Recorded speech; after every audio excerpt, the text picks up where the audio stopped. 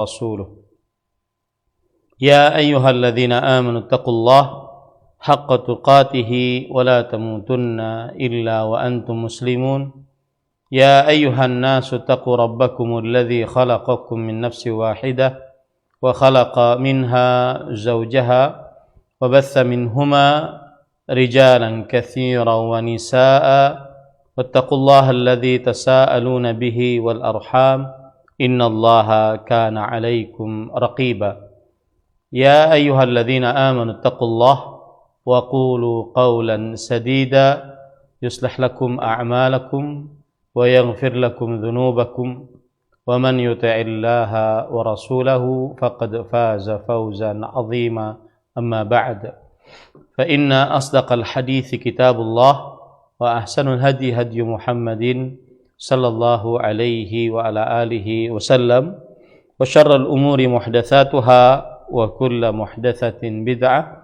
وكل بدعة ضلالة وكل ضلالة في النار.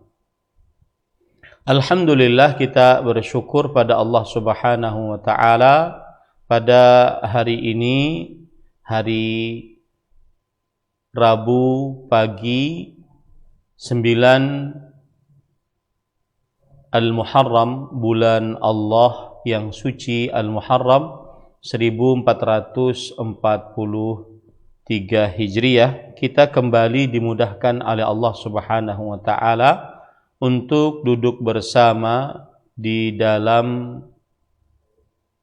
kajian Islam ilmiah, membaca kitab Fathul Majid Syarhu Kitab Tauhid yang ditulis oleh Fadilatul Syekh Abdurrahman bin Hasan Al-Syekh rahimahullahu taala bersama Roja TV dan juga Radio Roja. Salawat dan salam semoga selalu Allah berikan kepada Nabi kita Muhammad sallallahu alaihi wa ala alihi wasallam, pada keluarga beliau, para sahabat, serta orang-orang yang mengikuti beliau sampai hari kiamat kelak. Dengan nama-nama Allah yang husna dan sifat-sifatnya yang ulia, kita berdoa, Allahumma inna nas'aluka ilman nafi'an wa rizqan tayyiban wa amalan mutaqabbala. Wahai Allah, sesungguhnya kami mohon kepada Engkau ilmu yang bermanfaat, rezeki yang baik, dan amal yang diterima. Allahumma amin. Ahibatil muslimun, a'afanillah wa iyyakum, kaum muslimin yang saya cintai karena Allah, semoga Allah Subhanahu wa taala selalu memberikan afiat kepada kita di dunia dan di akhirat. Pada kesempatan kali ini kita masuk kepada atau masih di dalam bab yang pertama, yaitu bab Kitabut Tauhid. Dan bab yang pertama ini membicarakan tentang hakikat tauhid. Membicarakan tentang hakikat tauhid. Pada pertemuan yang ketujuh kita telah membaca dalil yang keenam yang dibawakan oleh penulis, yaitu hadis dari Mu'adz bin Jabal radhiyallahu anhu.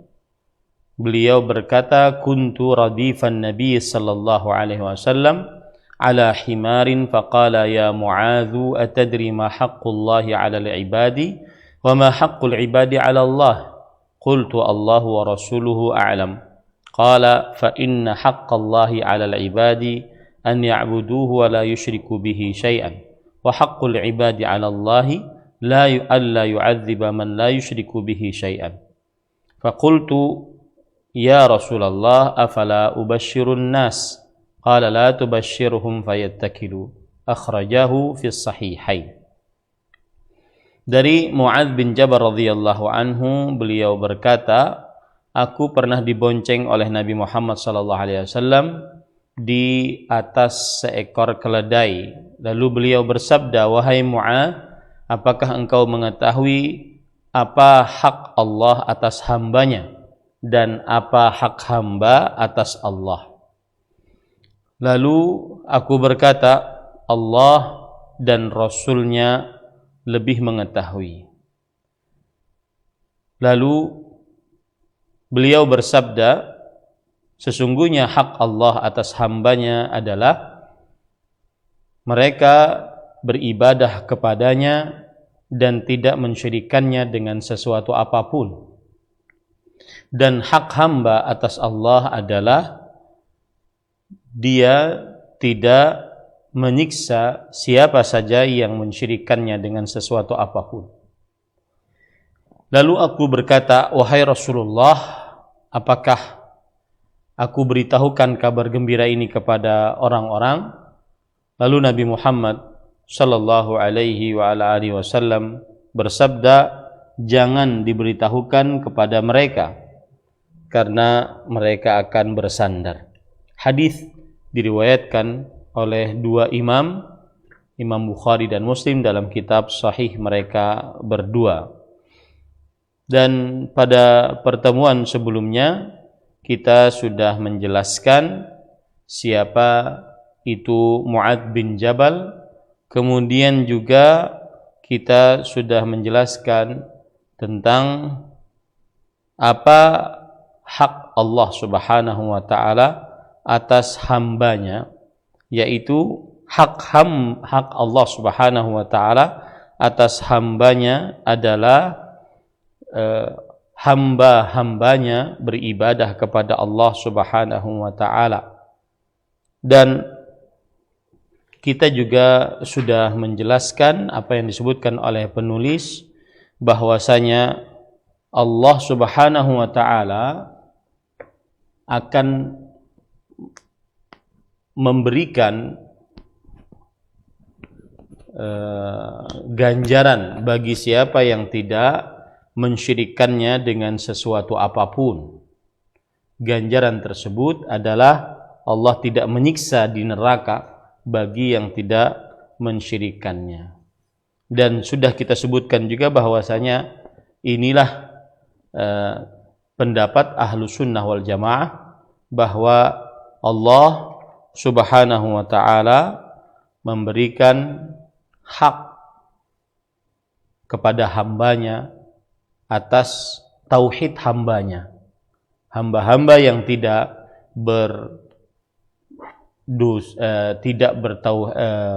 hamba-hamba yang bertauhid dan tidak mensyirikkan Allah Subhanahu wa taala, maka mereka berhak untuk mendapatkan surga dan tidak disiksa di neraka. Dan hak ini adalah hak yang Allah Subhanahu wa taala berikan sebagai nikmat dari Allah dan sebagai karunia dari Allah Subhanahu wa taala. Bukan hak yang Allah Subhanahu wa taala berikan karena hamba mewajibkannya terhadap Allah, bukan.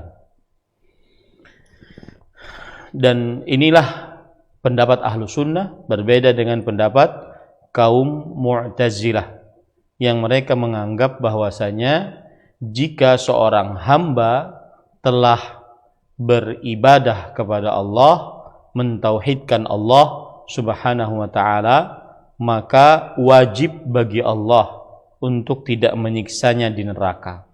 Ini pendapat kaum Mu'tazilah.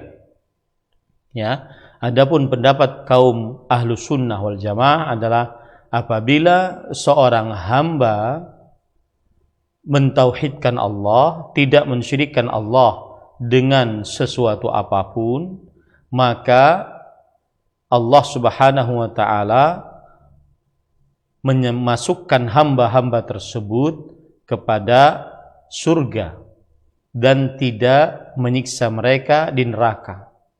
Dan ini adalah karunia dan juga nikmat dari Allah Subhanahu wa taala, bukan gantian atas tauhid hamba dan bukan paksaan dari hamba terhadap Allah Subhanahu wa taala. Taib. Kemudian pada pertemuan sebelumnya kita juga sudah jelaskan tentang bahwa ini adalah pendapat kaum Mu'tazilah yang mengatakan bahwa Allah wajib memberikan surga dan menjauhkan dari siksa atas tauhid hamba. Dan ini pendapat kaum Jabariyah dan juga kaum Qadariyah yang merupakan pendapat dari pengikut dari Jaham bin Safwan. Ini sudah kita jelaskan pada pertemuan sebelumnya. Taib. Kita lanjut. Kemudian penulis Syekh Al-Allamah Abdurrahman bin Hasan Al-Syekh rahimahullahu taala berkata, qauluhu qultu Allahu wa rasuluhu a'lam fihi husnul adabi minal muta'allimi wa annahu yanbaghi liman su'ila amma la ya'lam an yaqula dhalik bi khilafi aktsaril mutakallifin, yang artinya perkataan Mu'adz bin Jabal ketika ditanya oleh Rasulullah sallallahu alaihi wasallam, lalu Mu'adz bin Jabal menjawab, Allah dan Rasulnya lebih mengetahui. Di dalam perkataan ini terdapat adab yang baik dari seorang murid, yaitu bahwa semestinya jika ditanya tentang sesuatu yang tidak diketahui, hendaknya dia mengucapkan Allahu wa rasuluhu a'lam. Berbeda dengan orang yang berpura-pura tahu. Berbeda dengan orang yang berpura-pura tahu. Dan perkataan ini semestinya dikatakan juga di zaman sekarang. Allahu wa rasuluhu a'lam. Tetap saja mengatakan perkataan yang seperti ini. Allahu wa rasuluhu a'lam. Ya, akan tetapi para sahabat Nabi radhiyallahu anhum dalam prakteknya mereka sepeninggal Rasulullah sallallahu alaihi wasallam maka mereka mengatakan Allahu a'lam. Semestinya tetap saja kita mengatakan Allahu wa rasuluhu a'lam. Allah dan Rasulnya lebih mengetahui. Tetapi pada prakteknya para sahabat Nabi radhiyallahu anhum sepeninggal Rasulullah sallallahu alaihi wasallam maka mereka mengucapkan Allahu a'lam. Nah, dan ini pelajaran bagi kita.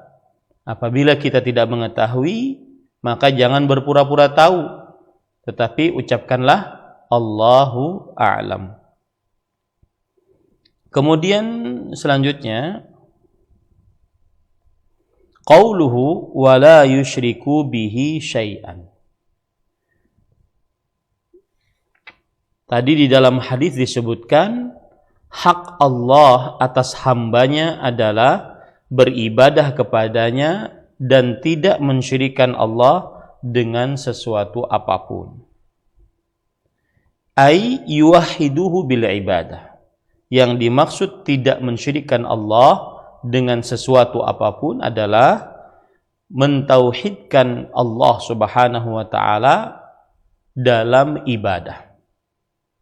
Itu yang dimaksud dengan tidak mensyirikkan Allah dengan sesuatu apapun, yaitu mentauhidkan Allah Subhanahu wa taala dalam ibadah. Karena ibadah atau tauhid tidak akan tegak kecuali dengan mengkufuri semua Tuhan-Tuhan selain Allah. Tauhid tidak akan tegak kecuali dengan mengkufuri semua Tuhan-Tuhan selain Allah. Tidak boleh mensyirikkan Allah dengan sesuatu apapun. Ya, tidak boleh mensyirikkan Allah dengan sesuatu apapun. Kemudian penulis mengatakan, walaqad ahsana al-allamatu Ibnu Al-Qayyim rahimahullah haitsu 'arrafa al-ibadata bi ta'rifin jami'in. Faqala wa ibadatur rahmani ghayatu hubbihi ma'a dhulli 'abidihi huma qutbani wa madaruhu bil amri rasulihi la bil hawa wan nafsi wasyaitani.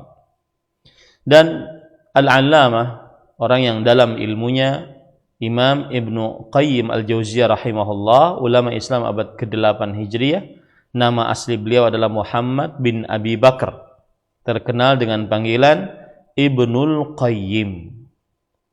Kalau kita menyebutnya Ibnul Qayyim maka pakai alif lam, Ibnul Qayyim. Tetapi kalau kita menyebutnya Ibnu Qayyim Al-Jauziyah maka tidak pakai alif lam pada Al-Qayyim. Kenapa beliau dikenal dengan Ibnul Qayyim? Anaknya seorang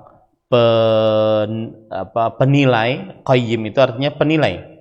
Karena kakek beliau adalah seorang penilai dari sebuah sekolahan yang berada di daerah Jauza. Makanya beliau terkenal dengan Ibnul Qayyim atau Ibnu Qayyim Al-Jauziyah. Disandarkan kepada kakeknya. Imam Ibnu Qayyim Al-Jauziyah telah mendefinisikan ibadah dengan definisi yang sangat bagus dan sangat lengkap. Beliau berkata, sebagaimana yang disebutkan di dalam kitab atau di dalam matan An-Nuniyah beliau. Kata beliau, wa ibadatur rahmani ghayatu hubbihi ma'a dhulli 'abidihi huma qutban. Beribadah kepada Allah yang Maha Pengasih itu dengan cara kecintaan yang paling tinggi. Di orang jika beribadah kepada Allah, maka dia harus mencintai Allah Subhanahu wa ta'ala. Disertai dengan hinanya yang mengibadahi, hinanya yang beribadah. Dua hal inilah yang merupakan sumber dari ibadah. Ibadah harus dengan cinta yang sangat tinggi kepada Allah, dan ibadah harus dengan menghinakan diri kepada Allah Subhanahu wa ta'ala. Wa madaruhu bil amri, dan pusatnya adalah mengerjakan perintah. Amri rasulihi, perintah Rasulnya sallallahu alaihi wasallam. La bil hawa wan nafsi wasyaitan. Bukan dengan hawa nafsu, dengan petunjuk dari syaitan. Maksudnya adalah ibadah yang kita kerjakan sesuai dengan perintah dan contoh dari Rasulullah sallallahu alaihi wa ala alihi wasallam. Nah, kenapa penulis kitab Fathul Majid menyebutkan definisi ibadah? Karena tadi beliau mengatakan bahwa makna dari dan mereka tidak mensyirikkan Allah dengan sesuatu apapun, maksudnya adalah mentauhidkan Allah dalam ibadah. Maka beliau menyebutkan pengertian tentang ibadah. Ibadah adalah kecintaan disertai dengan sikap penghinaan terhadap Allah Subhanahu wa ta'ala dengan cara mengerjakan ibadah tersebut sesuai dengan perintah Rasulullah sallallahu alaihi wa ala alihi wasallam. Baik. Kemudian Syekh Al-Allamah Abdurrahman bin Hasan Al-Syekh, penulis kitab Fathul Majid Syarhu Kitabut Tauhid, berkata, qauluhu wa la tusyriku bihi syai'an. Di dalam hadis tadi disebutkan janganlah kalian di dalam hadis tadi disebutkan wala yusyriku bi syai', dan mereka tidak mensyirikkan Allah dengan sesuatu apapun. Artinya hak Allah atas hambanya adalah para hambanya tidak mensyirikkan Allah dengan sesuatu apapun. Hak Allah atas hambanya adalah hambanya tidak mensyirikkan Allah dengan sesuatu apapun. Apa maknanya ini? Kata beliau, ay yuwahiduhu bil ibadah. Fala budda minat tajarrudi minasyirki fil ibadah. Wa man lam yatajarrad minasyirki lam yakun atiyan bi ibadatillahi wahdahu bal huwa musyrikun qad ja'ala lillahi niddan. Maksudnya adalah mentauhidkan Allah Subhanahu wa taala dalam ibadah. Maka wajib untuk memurnikan ibadah dari kesyirikan. Wajib memurnikan ibadah dari kesyirikan. Siapa yang tidak melepaskan kesyirikan di dalam ibadah, maka berarti dia tidak mengerjakan ibadah kepada Allah semata, berarti dia tidak bertauhid. Tetapi dia adalah seorang yang musyrik yang menjadikan sekutu bagi Allah Subhanahu wa taala. Wa hadza ma'na qaulil musannif rahimahullah wa fihi anna al-ibadata hiya tauhid li'anna al-khusumata fihi. Dan inilah makna dari perkataan Syekhul Islam Muhammad bin Abdul Wahhab, penulis kitab Tauhid, yang mana beliau mengatakan di dalam bab ini bahwa ibadah adalah tauhid dan bahwa pertentangan terjadi di dalamnya, yaitu di dalam tauhid ini. Maksudnya, siapa yang bertauhid maka wajib baginya untuk mengkufuri semua Tuhan selain Allah. Siapa yang mengucapkan la ilaha illallah, wajib dia mengkufuri semua Tuhan selain Allah. Wajib dia meninggalkan kesyirikan. Jika tidak mengkufuri Tuhan selain Allah dan jika tidak meninggalkan kesyirikan, maka tidak bermanfaat di dalamnya. Tidak bermanfaat tauhidnya.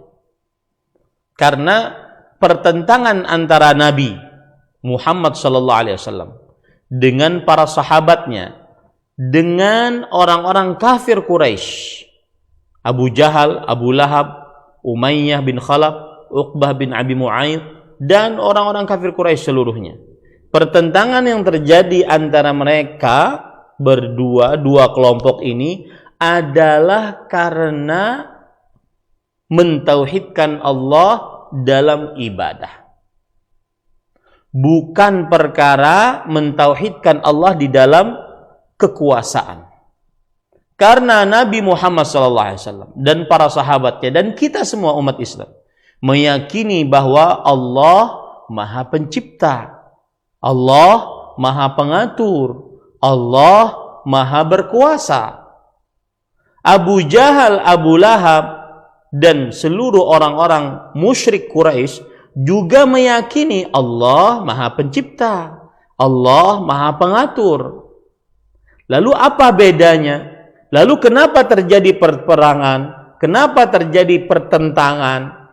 Bedanya adalah Rasulullah SAW mengajak manusia untuk mentauhidkan Allah dalam ibadah. Salat hanya untuk Allah, puasa, zakat, haji, berdoa, berzikir, isti'anah minta tolong, istighatsah minta tolong dalam keadaan yang sempit, isti'adzah minta perlindungan, maka wajib dijadikan hanya kepada Allah. Sedangkan orang-orang musyrik Quraisy, Abu Jahal, Abu Lahab, dan seluruhnya dari orang-orang musyrik Quraisy, mereka tidak memurnikan ibadah hanya untuk Allah. Mereka mensyirikkan Allah. Mereka mendekatkan diri kepada Allah dan kepada berhala-berhala mereka. Itu pertentangan yang terjadi antara orang-orang antara Nabi Muhammad SAW dengan orang-orang musyrik Quraisy. Sekali lagi, bahwa orang yang mentauhidkan Allah wajib tidak boleh mensyirikkan Allah dengan sesuatu apapun. Gampangannya begini, yang mengucapkan la ilaha illallah tidak boleh dia mensyirikkan Allah. Kalau dia mensyirikkan Allah, maka tidak bermanfaat la ilaha illallahnya. Ya, itu maksudnya. Kemudian penulis Syekh Al-Allamah Abdurrahman bin Hasan Al-Syekh, penulis kitab Fathul Majid Syarh Kitab Tauhid, berkata, "Wa fi ba'dil atharil ilahiyah inni wal jinnu wal insu fi naba'in 'azim akhluqu wa yu'badu ghairi wa arzuqu wa yushkaru ghairi khairi ilal ibadi nazil wa syarruhum ilayya sa'id atahabbabu ilaihim bin na'am wa yatabaghaduna ilayya bil ma'asi." Dan disebutkan di dalam beberapa riwayat perkataan Allah Subhanahu wa taala, yaitu hadis qudsi maksudnya. Dan ini riwayat disebutkan di dalam kitab Syu'abul Iman yang ditulis oleh Imam Al-Baihaqi, kemudian juga ya disebutkan di dalam oleh Ad-Dailami, oleh Ibnu Asakir, oleh At-Tabarani dalam kitab Asy-Syamiyin, dan disebutkan oleh Imam Al-Hakim. Taib, apa artinya? Kata Allah, sesungguhnya aku, jin dan manusia, dalam kabar yang sangat agung. Apa itu? Aku yang mencipta, tetapi selainku yang diibadahi. Aku yang mencipta, tetapi selainku yang diibadahi. Nah, ini kan menunjukkan bahwasanya hanya Allah yang paling berhak untuk diibadahi, karena Allah Maha Pencipta. Aku yang memberi rizki, tetapi diterima selainku yang diterima kasihi. Ya, ini termasuk sikap yang dalam tanda kutip kurang ajar dari seorang hamba. Aku yang memberi rizki, kata Allah Subhanahu wa taala, dan selainku yang diterima kasihi. Kebaikanku selalu turun kepada hamba-hamba, tetapi keburukan hamba-hamba selalu naik kepadaku. Karena amalan-amalan manusia itu kan diangkat kepada Allah Subhanahu wa taala. Ya. Dan aku mencintai mereka dengan cara memberikan nikmat kepada mereka, yaitu kepada hamba-hamba. Akan tetapi mereka mencari kemurkaanku dengan cara mengerjakan maksiat. Ya, dengan cara mengerjakan maksiat. Nah, ini ahibati hafizakumullah taala.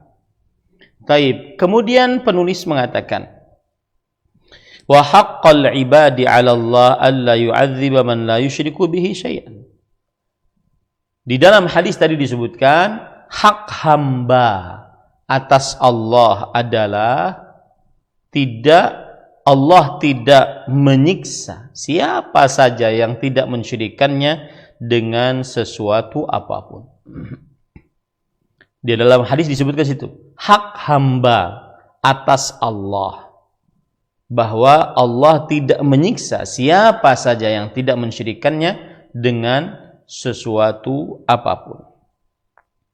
Kemudian penulis kitab Fathul Majid berkata, Qala al-hafidhu iqtasara ala nafyi al-isyraq li'annahu yastad'i tauhid bil-iqtida' wa yastad'i itsbata ar-risalati bil-luzum. Innahu man kadzdzaba Rasulullah sallallahu alaihi wasallam faqad kadzdzaba Allah wa man kadzdzaba Allah fahuwa musyrik wa huwa mithlu qaulil qaili wa man tawadda'a sahhat salatuhu ay ma'a sairi syurut.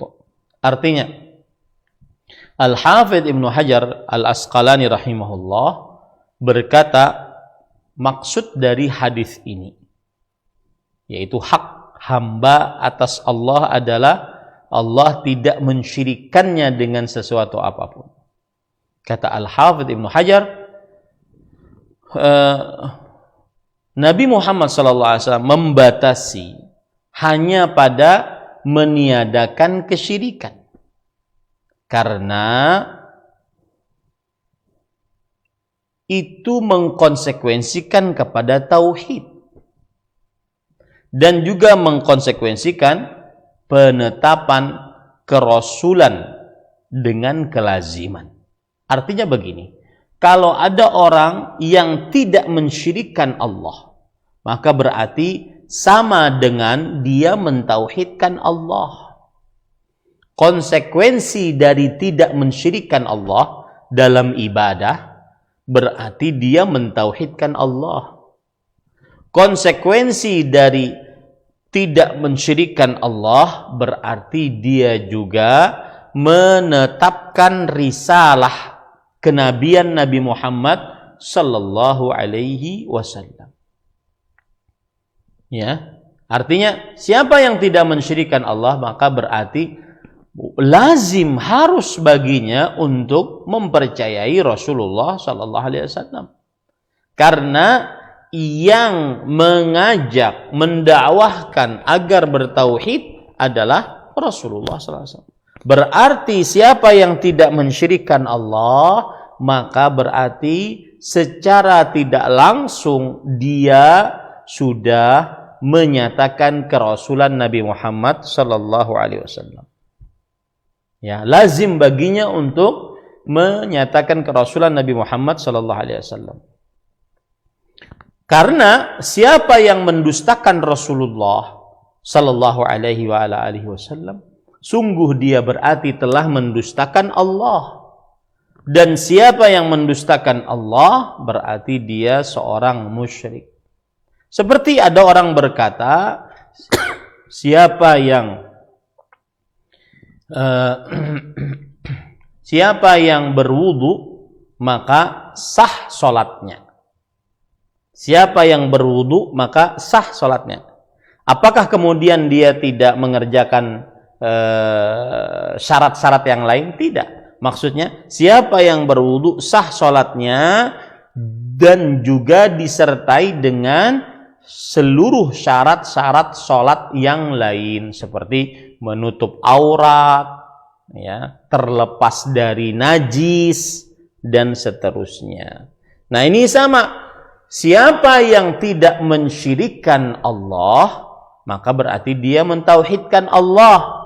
Dan siapa yang mentauhidkan Allah, berarti dia lazim mengakui, harus mengakui kerasulan Nabi Muhammad sallallahu alaihi wasallam. Karena kalau tidak mengakui kerasulan Rasulullah sallallahu alaihi wasallam, berarti dia mendustakan Allah. Siapa yang mendustakan Allah berarti dia melakukan kesyirikan. Nah, ini maksudnya. Taib. Yang jelas ketika Rasulullah SAW tadi berkata, hak hamba atas Allah adalah Allah tidak menyiksa orang yang mensyirikannya. Allah tidak menyiksa orang yang mensyirikannya. Kenapa hanya pada mensyirikan saja? Mana tauhidnya? Nah, itu. Jawabannya adalah orang yang tidak mensyirikan Allah berarti secara tidak langsung dia sudah mentauhidkan Allah. Nah, yang tidak mensyirikan Allah berarti dia mentauhidkan Allah Subhanahu wa taala. Naam. Kemudian penulis kitab Fathul Majid berkata, qauluhu afala ubashshirun nas fihi istihbabu bisyaratil muslimi bima yassarahu wa fihi ma kana alaihi sahabatu minal istibsyari bimithli hadza. Dan di dalam hadis tadi disebutkan bahwa Mu'adz bin Jabal setelah mendengar ini, bahwa siapa saja hamba yang tidak mensyirikkan Allah dengan sesuatu apapun, maka tidak akan disiksa oleh Allah. Ini kan kabar gembira. Maka kemudian Mu'adz bin Jabal ingin memberitahukannya kepada orang-orang banyak agar mereka juga mengetahui ilmu ini. Kata Rasulullah kata Mu'adz bin Jabal, bolehkah aku memberikan kabar gembira ini kepada orang-orang? Maka ini di dalam perkataan ini terdapat anjuran untuk memberitakan kabar gembira kepada seorang muslim dengan yang menggembirakannya.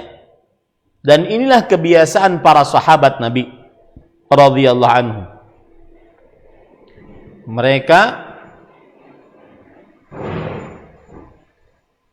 senantiasa memberikan kabar gembira seperti ini di antara mereka.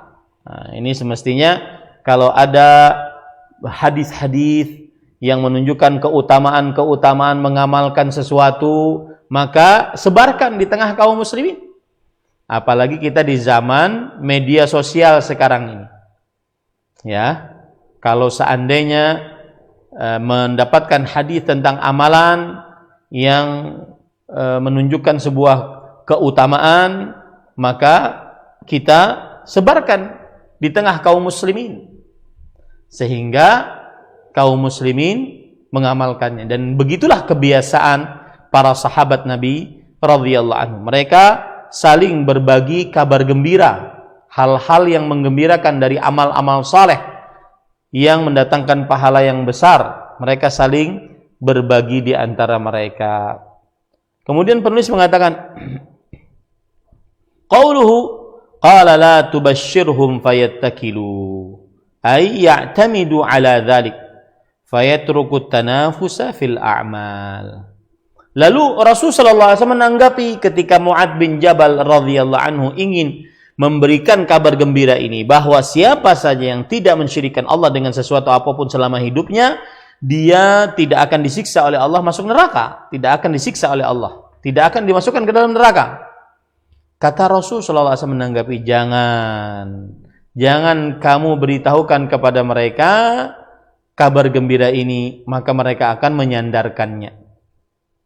Maksud menyandarkannya adalah bersandar terhadap hal itu dan tidak mau berlomba-lomba dalam beramal. Oh, yang penting kan saya bertauhid, ya sudahlah. Ya, enggak ada lagi berlomba-lomba dalam beramal ibadah. Tidak memperbanyak amalan-amalan sunnah, tidak mau giat dalam beramal saleh karena merasa sudah bertauhid, yang nanti pahala tauhid adalah tidak disiksa di dalam neraka. Maka ini yang menyebabkan akhirnya Rasul sallallahu alaihi wasallam melarang Mu'adz bin Jabal untuk memberitahukannya kepada orang-orang. Karena sebagian orang kalau sudah mendengar yang seperti ini akhirnya bersandar dengan itu dan tidak mau berlomba-lomba dalam memperbanyak amal saleh, ya. Kemudian penulis mengatakan, wa fi riwayatin fa akhbarah biha Mu'adz 'inda mauti ta'assuman ay taharrujan minal itsm. Artinya, dan di dalam riwayat yang lain yaitu riwayat Bukhari bahwa Mu'adz bin Jabal memberitahukan riwayat ini. Makanya hadisnya sampai kepada kita saat beliau mau meninggal. Apa sebabnya? Agar tidak merasa berdosa. Agar tidak merasa berdosa karena masih ada ilmu yang belum disampaikan. Makanya beliau mau menyampaikannya, ya. Apakah di sini berarti Mu'adz radhiyallahu anhu beliau bermaksiat kepada Rasulullah SAW? Tidak. Kan Rasulullah SAW melarang, jangan dikabarkan. Nanti orang-orang bersandar kepada ini. Mu'adz bin Jabal radhiyallahu anhu sebelum meninggal malah mengabarkannya. Nah, apakah Rasulullah SAW beliau melarang akan hal ini? Mu'adz bin Jabal radhiyallahu anhu beliau melanggar yang dilarang oleh Rasulullah SAW? Jawabannya tidak. Tetapi beliau ingin agar ilmu yang disampaikan oleh Rasulullah semuanya tersampaikan kepada umat Islam, sehingga tidak ada yang tersisa. Dan ini merupakan amanah dari Mu'adz bin Jabal. Tapi kan dilarang. Nah, dilarangnya kan saat orang-orang baru masuk Islam. Dikhawatirkan hanya dengan bertauhid mereka akhirnya malas untuk beramal, berlomba-lomba beramal. Nah, waktu itu para sahabat sudah kuat imannya, sehingga Mu'adz bin Jabal radhiyallahu anhu beliau mengabarkannya agar tidak merasa berdosa karena ada ilmu yang beliau belum sampaikan. Naam. Kemudian penulis mengatakan, Al-Wazir Abul Mudhaffar lam yakun yaktumuha illa an jahilin yahmiluhu jahlahu ala su'il adabi bitarqil khidmati fi at-ta'ah.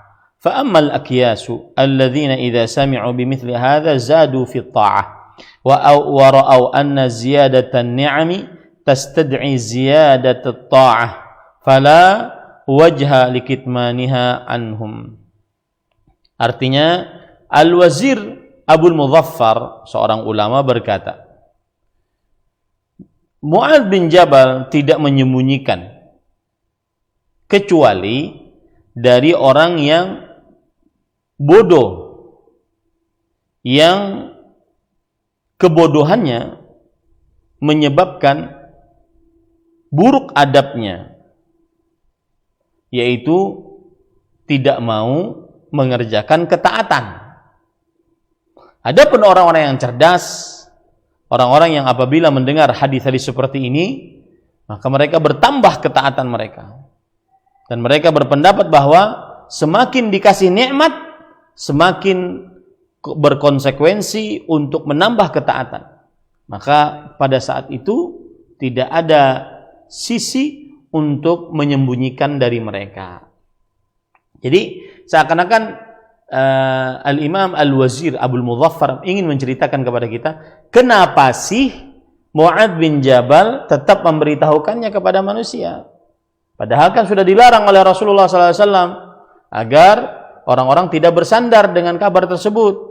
Maka Al-Wazir Abul Mudhaffar menyebutkan bahwa yang dilarang adalah memberitahukannya kepada orang-orang yang malas dalam beribadah. Nah, jangan beritahukan begitu. Malas nanti mereka beribadah. Oh, yang penting kan tauhid. Maksiat dikit nggak apa-apa. Yang penting kan tauhid. Nanti juga Allah Subhanahu wa taala mengampuni kita dan seterusnya. Nah, ini yang menyebabkan orang-orang inilah yang Mu'adz bin Jabal tidak beritahukan. Adapun orang-orang yang cerdas, ketika mendengar hadis tadi seperti ini, maka diberitahukan kepada mereka. Karena ketika mereka mengetahui keutamaan tauhid, mereka bukan malas beribadah, malah tambah semangat beribadah, Nah, itu maksudnya, ya. Taib. Kemudian penulis mengatakan, wa fil babi minal fawaidi ghairu ma taqaddama al-hathu ala ikhlasil ibadah lillah wa innaha la tanfa'u ma'a syirik bal tusamma ibadatan. Yang artinya di dalam bab ini terdapat faedah-faedah yang selain apa yang sudah disebutkan sebelumnya, yaitu perintah untuk mengikhlaskan ibadah kepada Allah Subhanahu wa taala semata. Ya, ini kan dari mulai dalil yang pertama tadi bahwa Allah tidak menciptakan manusia kecuali untuk beribadah kepadaku, dan yang dimaksud beribadah kepadaku adalah mentauhidkan Allah dalam ibadah. Nah, ini juga perintah untuk mengerjakan tauhid di dalam ibadah, dan tidak bermanfaat ibadah seseorang tanpa tauhid. Bahkan tidak dinamakan ibadah kalau tanpa tauhid. Kemudian juga di dalam surah An-Nahl ayat 36, sungguh kami telah utus di setiap umat seorang rasul yang memerintahkan beribadahlah kalian kepada Allah dan jauhilah taghut, sembahan selain Allah Subhanahu wa taala. Ini juga perintah untuk bertauhid kepada Allah Subhanahu wa taala dalam bab ini.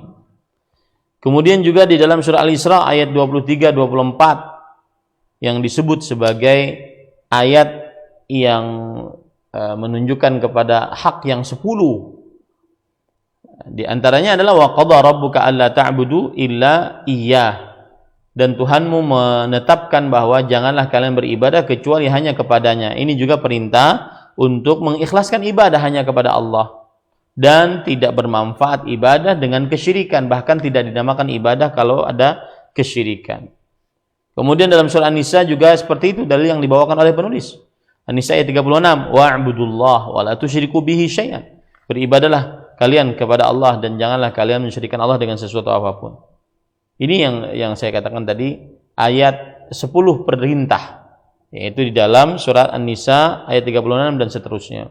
Kemudian dalam surah Al-An'am ayat 151 sampai 153 yang dibawakan oleh penulis juga dalam bab yang pertama ini. Di dalamnya terdapat 10 permasalahan. Yaitu yang pertama dan paling utama adalah alla tusyriku bihi syai'an, janganlah kalian mensyirikkan Allah dengan sesuatu apapun. Terakhir hadis Mu'adz bin Jabal radhiyallahu anhu, yang mana orang yang mensyirikkan Allah hak Allah terhadap hambanya adalah hambanya tidak mensyirikkan Allah dengan sesuatu apapun, dan hak hamba terhadap Allah adalah Allah tidak akan menyiksa orang yang tidak mensyirikannya dengan sesuatu apapun. Nah, intinya di dalam bab ini terdapat perintah untuk mengikhlaskan ibadah. Dan ibadah tidak akan bermanfaat di sisi Allah jika tidak ikhlas. Bahkan tidak dinamakan ibadah jika tidak ikhlas. Nah. Kemudian penulis mengatakan, wa tanbihu ala 'azamati haqqil walidain wa tahrimu 'uquqihima wa tahrimi 'uquqihima wa tanbihu ala 'azamatil ayatil muhkamat fi suratil an'am wa jawazu kitmanil ilm lil maslahah. Yang artinya, dan di dalam bab ini juga terdapat peringatan tentang agungnya hak kedua orang tua, tentang hak agungnya kedua orang tua. Dan terlalu banyak dalil-dalil dalam Al-Quran dan hadis Rasul sallallahu alaihi wasallam tentang keagungan hak kedua orang tua. Di antaranya Allah menggandengkan perintah tauhid, perintah paling agung dalam Islam, dengan perintah berbakti kepada kedua orang tua. Ya, sebagaimana disebutkan oleh Allah dalam surat Al-Baqarah ayat 83. Wa idz akhadna mitsaqa bani Israila la ta'budu illallah wa bil walidaini ihsana. Dan ingatlah ketika kami mengambil janji dari Bani Israel, yaitu janganlah kalian beribadah selain Allah, beribadah kepada selain Allah, dan berbuat baiklah kepada kedua orang tua. Kemudian juga Allah menggandengkan perintah bersyukur kepada Allah dengan perintah berterima kasih kepada kedua orang tua. Ini juga menunjukkan kedudukan, keagungan orang tua. Perintah bersyukur kepada Allah dengan perintah berterima kasih kepada kedua orang tua. Sebagaimana disebutkan di dalam surat Luqman ayat 14. Anishkurli wali walidayka ilayyal masir. Bersyukurlah kepadaku dan kepada kedua orang tuamu. Hanya kepadakulah kembali kalian. Taib.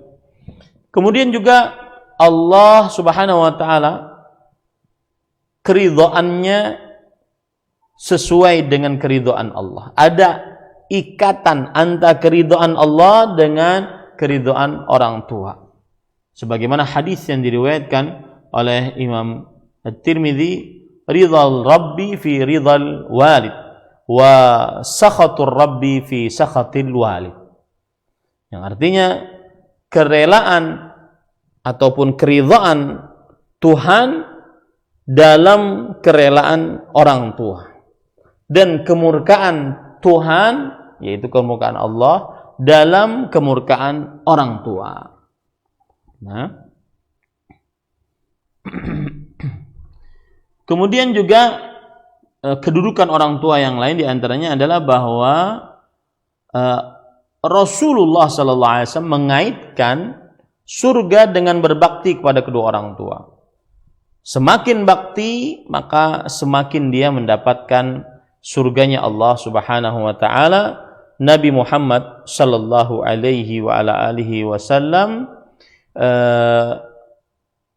memerintahkan kepada seorang pemuda yang benar-benar ingin berjihad di jalan Allah Subhanahu wa taala bersama Nabi Muhammad sallallahu alaihi wasallam, akan tetapi kemudian Nabi Muhammad sallallahu alaihi wasallam melihat ibunya masih hidup, maka kata Rasulullah SAW, ilzam rijlaiha fathammal jannah.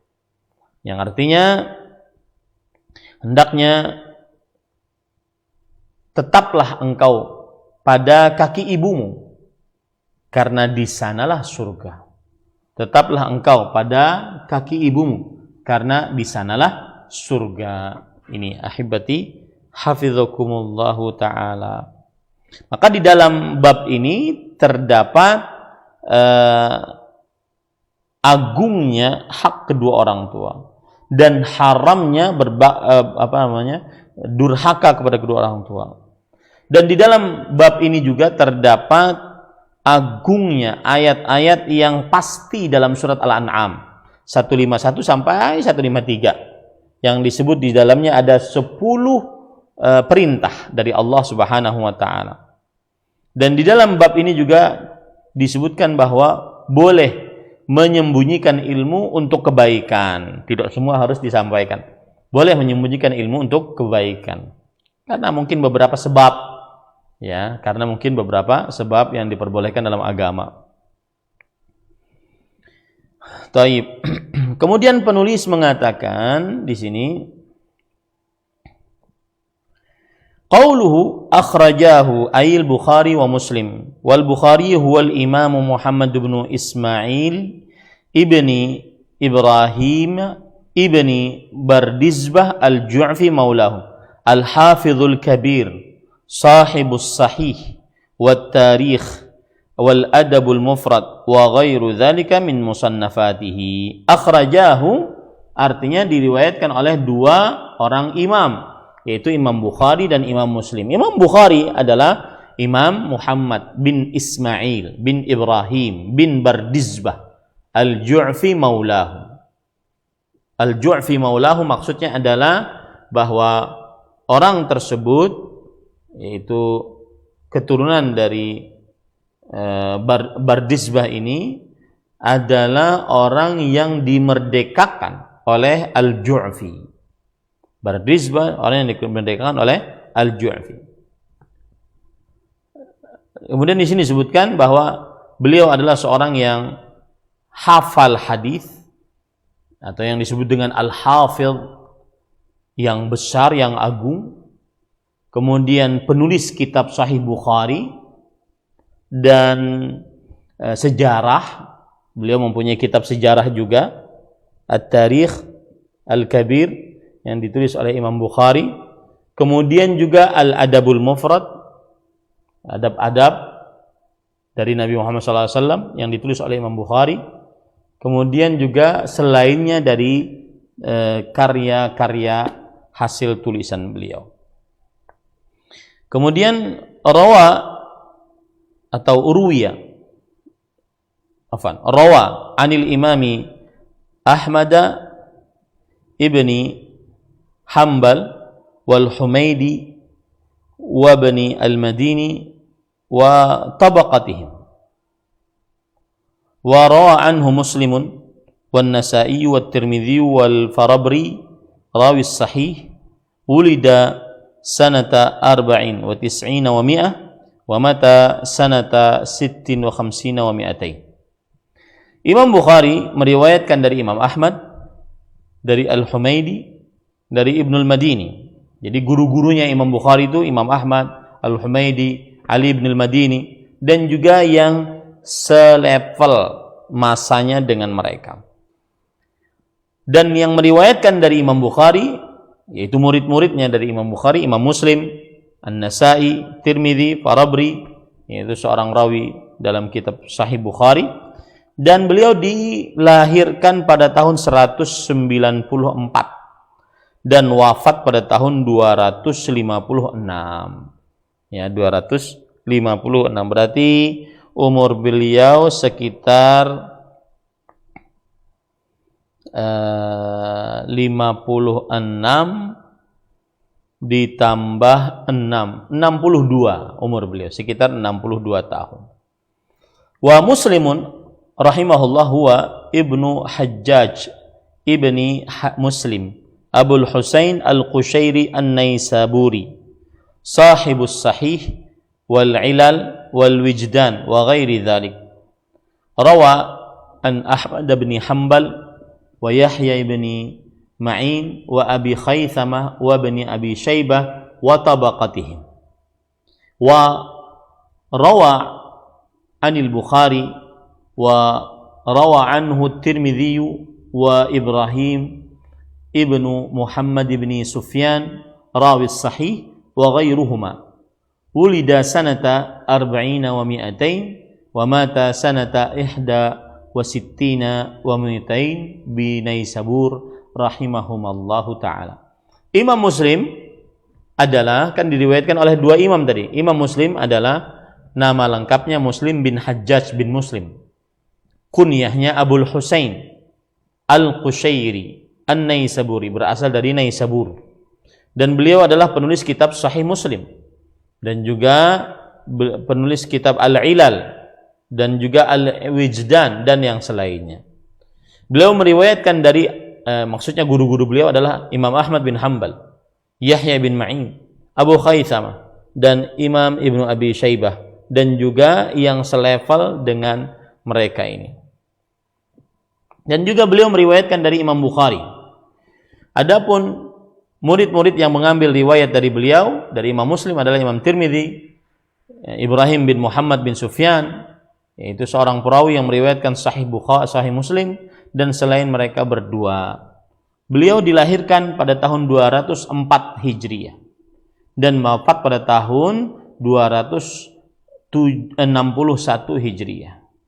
61 Hijriah di kota Naisabur rahimahullahu taala. Nah. Kemudian ahibati hafizakumullahu taala, di sini penulis membawakan masail, yaitu permasalahan dan kandungan-kandungan yang ada pada bab ini. Beliau mengatakan al-ula al-hikmatu fi khalqil jinni wal ins. Hikmah dalam penciptaan jin dan manusia, yaitu beribadah kepada Allah. Dan maksud beribadah kepada Allah adalah mentauhidkan Allah Subhanahu wa ta'ala. Nah, sebagaimana yang ditafsiri oleh Abdullah bin Abbas radhiyallahu anhuma. Kemudian ats-tsaniyah anna al-ibadah hiya tauhid li'anna al-khusumata fihi. Bahwa ibadah adalah tauhid karena pertentangan yang terjadi dalam perkara ini. Ini sudah kita jelaskan tadi. Bahwa ibadah itulah inti ibadah adalah tauhid. Dinamakan ibadah ketika mentauhidkan Allah Subhanahu wa taala. Dan itulah perbedaan, pertentangan antara Nabi Muhammad SAW dengan orang-orang musyrik Quraisy dalam perihal ibadah ini, ya. Kemudian para ikhwah, tauhid itu sudah ada penyebutannya di dalam hadis-hadis Rasul sallallahu alaihi wasallam. Di antaranya hadis riwayat Imam Bukhari, "Falyakun awwala ma tad'uhum ila an yuwahhidullah." Hendaklah jadikanlah dakwahmu yang pertama kali kepada mereka adalah agar mereka mentauhidkan Allah. Jadi kata tauhid itu sudah ada dalam agama Islam atau dalam hadis-hadis Rasul sallallahu alaihi wasallam. Kemudian juga kita mungkin belum menyebutkan tentang pembagian tauhid. Asalnya tauhid tidak boleh dibagi. Ya, tauhid ya satu. Mentauhidkan Allah Subhanahu wa taala. Baik itu di dalam kekuasaan Allah, di dalam nama-nama dan sifat-sifat Allah ataupun dalam ibadah. Tetapi ketika orang-orang musyrik Quraisy mensyirikkan Allah di dalam perkara ibadah, maka akhirnya untuk menjelaskan kepada manusia, maka tauhid dibagi menjadi tiga. Dan dalil tauhid dibagi menjadi tiga adalah at-tatabbu'u wal istiqra', yaitu penelitian yang mendalam terhadap ayat Al-Quran dan hadis-hadis Rasul sallallahu alaihi wa ala alihi wasallam. Dan pembagian tauhid bisa dibagi menjadi dua, bisa dibagi menjadi tiga. Kalau dibagi menjadi dua, berarti dia adalah tauhidul ilmi wal ma'rifah. Ini yang pertama. Kemudian yang kedua, tauhidul amali wat talab. Tauhid ilmu dan pengenalan terhadap Allah Subhanahu wa taala. Yang kedua adalah tauhid amal, amalan hamba kepada Allah Subhanahu wa taala dan niat hamba kepada Allah Subhanahu wa taala. Nah, ini namanya tauhidul ilmi wal ma'rifah, dan yang kedua tauhidul amal wat talab. Kemudian kalau dibagi menjadi tiga adalah yang pertama yaitu tauhid asma was sifat, dan yang kedua tauhid rububiyah, dan yang ketiga tauhid uluhiyah. Tauhid asma wa sifat itu sama dengan tauhidul ilmi wal ma'rifah. Sedangkan tauhid rububiyah ini sama dengan tauhid uluhiyah sama dengan tauhidul amal wat talab. Tauhidul amal wat talab. Ini para ikhwah yang dirahmati oleh Allah Subhanahu wa taala. Kemudian juga ada faedah, yaitu bahwa jin dibebani juga untuk beribadah kepada Allah Subhanahu wa taala. Jadi mereka pun dibebani untuk beriman, tetapi mungkin dari sisi syariat, maka syariat sholat, puasa, zakat, maka kita tidak mengetahui apakah mereka juga ada sholatnya, ada puasanya, atau zakatnya atau tidak. Ya. Kemudian yang jelas mereka diperintahkan juga untuk beriman dan dilarang untuk kufur. Ya. Nah, ini pelajaran yang mungkin belum disebutkan tadi ya. Kemudian ahibati hafizakumullah taala, ketika kita mengetahui bahwa hikmah dari penciptaan jin dan manusia adalah untuk beribadah kepada Allah Subhanahu wa taala, maka ini hikmah yang agung. Dan inilah pembeda antara seorang manusia yang beriman dan seorang jin yang beriman dengan binatang. Mereka binatang tidak mengetahui hikmah penciptaan mereka. Makanya ketika nanti di akhirat binatang dihukum, setelah dihukum binatang menjadi tanah. Orang-orang kafir mengatakan, ya laitani kuntu turaba. Wahai, alangkah baiknya sekiranya aku dahulu menjadi tanah. Ini adalah penyesalan orang-orang kafir yang tidak tahu hikmah dari penciptaannya. Yang tidak tahu hikmah dari penciptaan dia, yaitu beribadah kepada Allah Subhanahu wa taala. Mungkin ada orang yang mengatakan, Ustadz, kita kan hikmahnya penciptaan. Hikmah kita diciptakan adalah beribadah kepada Allah. Tetapi kan ibadah kepada Allah sedikit sekali. Salat 5 waktu, puasa bulan Ramadan, berzakat, berhaji, sedikit sekali. Baca Quran, lebih banyak waktu kita gunakan untuk selain ibadah. Nah, bagaimana ini?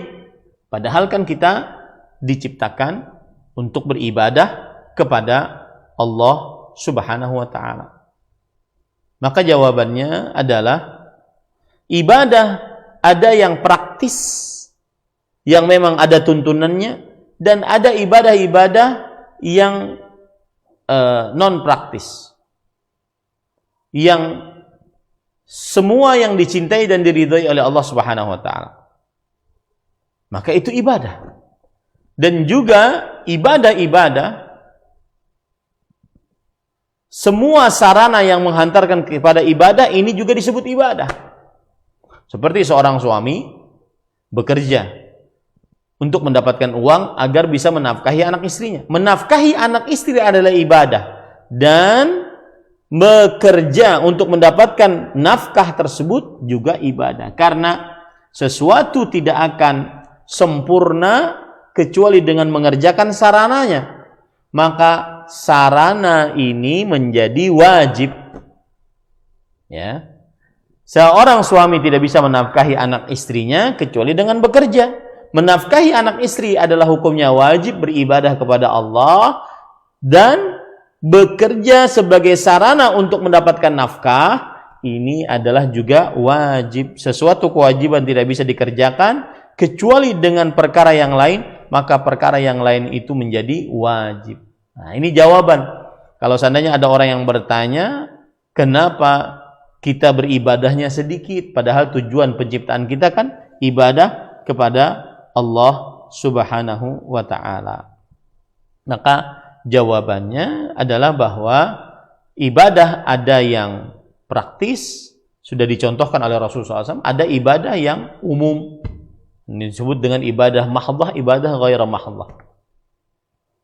Dan juga semua sarana yang menghantarkan kepada ibadah tersebut disebut sebagai ibadah. Dengan begini, semua waktu kita, semua aktivitas kita bernilai ibadah kepada Allah Subhanahu wa ta'ala. Taib. Kemudian ahibati hafizakumullah ta'ala, penulis di sini mengatakan, "Ats-tsalitsatu anna man lam ya'ti bihi lam ya'budillah, fa fihi ma'na qauli wala antum 'abiduna ma a'bud." Yang artinya siapa yang tidak bertauhid berarti dia tidak beribadah kepada Allah. Dan inilah makna yang disebutkan oleh Allah dalam surah Al-Kafirun ayat 3. Dan kalian tidak beribadah kepada apa yang aku ibadahi. Kenapa? Karena orang kafir tidak bertauhid, berarti mereka tidak beribadah. Ya. Ar-rabi'ah, yang keempat, al-hikmatu fi irsalir rusul. Hikmah dalam pengutusan para rasul adalah mendakwahkan tauhid. Nah, di sini terdapat faedah bahwasanya setiap umat, setiap rasul agamanya adalah tauhid. Dakwahnya adalah tauhid, mengajak untuk beribadah kepada Allah Subhanahu wa taala. Dan ini adalah bantahan untuk orang-orang yang mendakwahkan ajaran pluralisme. Ya, yang ingin merubah makna hadis bahwa agama para nabi itu satu. Mereka mengatakan bahwasanya agama para nabi itu maksudnya adalah kemanusiaan, keadilan, kesamaan, kebebasan. Maka kita katakan bukan. Agama yang dimaksud para nabi, yang dimaksud agama para nabi satu itu adalah tauhid, mentauhidkan Allah Subhanahu wa ta'ala. Nah, kemudian ahibati hafizakumullah, lanjut, al-khamisa anna risalah ammat kullal ummah, bahwa risalah sudah mencakup dan sudah didapat oleh seluruh umat. Risalah sudah didapat oleh seluruh umat. Maksudnya adalah semua rasul mereka berdakwah kepada umatnya. Diakhiri dengan Nabi Muhammad SAW mendakwahkan kepada seluruh umat manusia, bahkan jin. Maka di akhirat kelak tidak ada orang yang bisa berhujjah bahwa atau beralasan bahwa belum sampai kepada kami dakwah tauhid. Enggak. Kenapa? Karena seluruh rasul sudah mendakwahkan tauhid dan diakhiri dengan Nabi Muhammad sallallahu alaihi wasallam. As-sadisa anna dinal anbiya'i wahid. Bahwa agama para nabi itu satu. Ini sudah kita sebutkan tadi. Dan ini sesuai dengan hadis Rasul sallallahu alaihi wasallam. Al-anbiya ikhwatu li'allat. Ummahatuhum syatta wa dinuhum wahid. Para nabi itu adalah saudara sesepupu. Ibu-ibu mereka berbeda-beda tetapi ajaran mereka satu. Ajaran yang satu ini adalah tauhid. Yaitu mentauhidkan Allah, tidak mensyirikkan Allah dengan sesuatu apapun. Bukan satu yang dimaksud ajaran di sini satu adalah bukan hanya sekedar kemanusiaan, keadilan, kebebasan dan seterusnya, bukan, tetapi tauhid. Itu ajaran para rasul seluruhnya. As-sabi'ah al-mas'alatul kabirah anna ibadatallahi la tahsul illa bil kufri bit taghut. Wa fihi ma'na qawli faman yakfur bit taghuti wa yu'min billah faqad istamsaka bil urwatil wuthqa. Ini perkara yang penting. Yang ketujuh bahwa ibadah kepada Allah tidak akan terjadi kecuali dengan mengkufuri taghut. Taghut adalah sembahan selain Allah. Orang dikatakan beribadah kepada Allah kalau dia kufur terhadap taghut. Tidak cukup dia hanya sholat, puasa, zakat, haji, tetapi dia masih beriman kepada sembahan selain Allah. Ini tidak dinamakan beribadah. Orang yang beribadah kepada Allah, maka wajib dia meniadakan Tuhan selain Allah. Dia wajib mengingkari Tuhan selain Allah. Dan tidak boleh ragu bahwa tidak ada yang berhak diibadahi kecuali hanya Allah Subhanahu wa ta'ala. Yang sebagaimana disebutkan oleh Allah dalam surah Al-Baqarah ayat 256. Barang siapa yang kufur terhadap taghut, yaitu sembahan selain Allah, dan beriman kepada Allah. Jadi harus ada dua, beriman kepada Allah dan kufur terhadap taghut. Baru itu lengkap. Maka sungguh ia telah berpegang teguh dengan tali yang kuat. Ats-tsaminah anna taghuta 'amun fi kulli ma 'ubida min dunillah. Taghut adalah umum, yaitu setiap apa saja yang disembah selain Allah, maka itu disebut dengan taghut. Nah, kemudian at-tasi'ah idhamu sya'ni thalathil ayatil muhkamat fi suratil an'am 'inda as-salaf wa fiha 10 masail awwaluha an-nahyu 'anil syirk. Agungnya keberadaan 3 ayat yang tegas di dalam surah Al-An'am 151, 152, 153 menurut para ulama salafus saleh. Ya. Sebagaimana Abdullah bin Mas'ud radhiyallahu anhu mengatakan bahwasanya itulah wasiat Rasul sallallahu alaihi wasallam. Karena Rasul sallallahu alaihi wasallam sebelum meninggal beliau tidak menulis wasiat. Ya. Maka seakan-akan wasiat Rasul sallallahu alaihi wasallam sebelum meninggal yang ajarannya sangat kuat dan tidak bisa dirubah-rubah, yaitu yang ada dalam surat Al-An'am 151 sampai 153. Dan di dalam ayat-ayat tersebut terdapat 10 perkara. Yang paling pertama dan paling utama adalah larangan untuk melakukan kesyirikan. Kemudian al-ashra al-ayatul muhkamat fi suratil Isra wa fiha 18 mas'alatan bada'aha Allah biqauli la taj'al ma'allahi ilahan akhar fatuqda madhuman makhdhula wa khatamaha biqaulihi wa la taj'al ma'allahi ilahan akhar fatulqa fi jahannam maluman madhura wa nabbahana Allah subhanahu ala 'idhami sya'ni hadhihi al-masail biqaulihi dzalika mimma auha ilaika rabbuka minal hikmah. Yang artinya yang ke-10 kandungan dari bab 1 ini adalah ayat-ayat yang tegas di dalam surat Al-Isra. Dan di dalam surat Al-Isra ini di ayat-ayat dari mulai ayat 22 sampai 39 terdapat 18 permasalahan. Ya, dan ayat-ayat itu yang tegas-tegas itu dalam surah Al-Isra yang di dalamnya terdapat 18 permasalahan. Dimulai permasalahan pertama dengan yang paling utama, yaitu janganlah kamu menjadikan bersama Allah Tuhan yang lain. Kemudian diakhiri pada ayat 39 juga begitu. Janganlah kamu menjadikan Tuhan bersama Allah Tuhan yang lain. Ya. Dan Allah Subhanahu wa taala memperingatkan bahwa perkara-perkara tersebut yang 18 itu dalam surat Al-Isra ayat 20 dari mulai ayat 22 sampai 39 adalah permasalahan-permasalahan yang agung dengan Allah mengakhiri firman-Nya pada surah Al-Isra ayat 39, "Dzalika mimma auha ilaika rabbuka minal hikmah." Itulah yang diwahyukan oleh Allah kepadamu, Tuhanmu, yang diwahyukan kepadamu oleh Tuhanmu dari hikmah-hikmahnya, itu pelajaran-pelajaran yang sangat berarti. Baik, kandungan yang ke-11, ayatu suratin nisa allati tusamma ayatul huquq, bada'aha Allah biqauli wa'budullaha wa la tusyriku bihi syai'an. Ayat dalam surah An-Nisa ayat 36 ya, yang disebut sebagai ayat hak-hak yang 10. Allah memulai hak yang pertama dari 10 hak tersebut adalah beribadahlah kepada Allah dan tidak mensyirikkan Allah dengan sesuatu apapun. Ini menunjukkan bahwasanya hak yang paling utama dikerjakan adalah bertauhid dan menghilangkan kesyirikan.